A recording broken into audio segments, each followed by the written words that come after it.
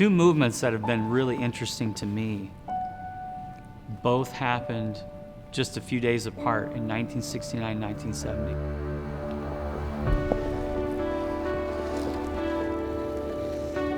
One is Woodstock.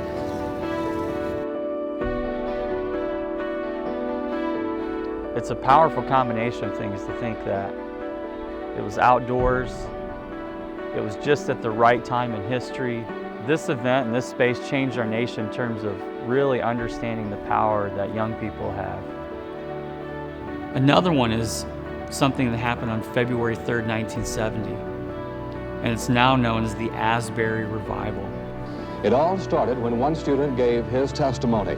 That was followed by another, and the testimonies have been going ever since. Hundreds of people from Kentucky, Indiana, and Michigan attended a testimony service on the campus of Asbury College in Wilmore. And what's interesting to me about that is that it began with a handful of students that started to pray a real simple prayer: God, we want you to show up at our chapel.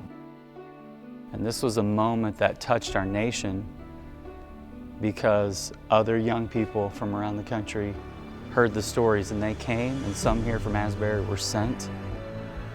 And what began here in this room spread and touched everywhere that students shared the story. I think young people and students are drawn to these moments because every generation is looking for their moment.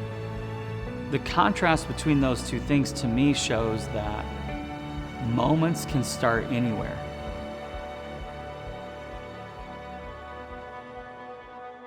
So I grew up going to a small Midwestern church where faith was instilled within me from a young age, but it wasn't until my freshman year that I really got serious about my faith. And I went to high school, into this massive, huge high school. Almost 900 in my graduating class, thousands of people. I felt overwhelmed. I felt conflicted because I wanted my school, my classmates, the people I grew up with, I wanted them to know what God had done in my life, but at the same time, I was overwhelmed and I felt lonely and frustrated because I didn't know how to do that. As I think about my experience in high school, I think a lot of students today feel the same way.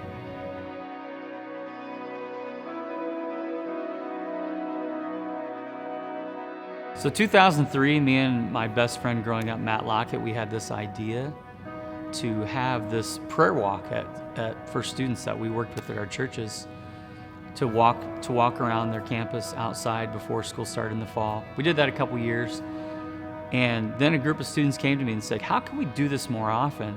So out of that, in 2005, we started some weekly prayer groups in our local schools. And then we started to see some really crazy things happen at these schools where students would pray.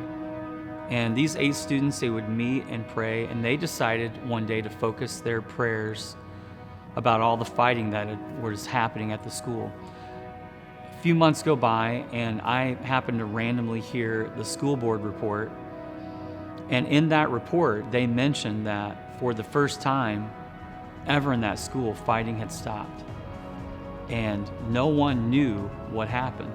That particular story impacted my life so much that a few years later, I felt compelled to leave the job that I had as a pastor at this church and to pursue the idea, this calling, this vision that I believe is from God for a student-led prayer group in every middle and high school in America. And so that's when we formed the ministry called Claim Your Campus in 2009. Join the movement because prayer equals change. In the United States, between middles and high schools that are public, private, and charter, if there were 15 students meeting once a week at schools to pray, we'd have over 1 million students praying. We're preparing for this moment on July 4th weekend 2020 called Claim Your Campus 2020. Moments mobilize movements. And we believe that it will be a moment where God is inviting students from all over the nation to one place, where we will unite students together to bring this change to their school. I've always felt like students were the key to the future. They've been told things that aren't true about themselves and about God, and many of them left to raise themselves and figure out this world that can be really cruel and unloving and unjust. This event, this movement of students bringing change to their school is so important because the harvest field is ready and waiting, where students are hungry to know the good news and the love of God in their life. And they're open and they're ready. And we want to help students see the chance that they could have to be a part of bringing the good news of Jesus to their friends at school.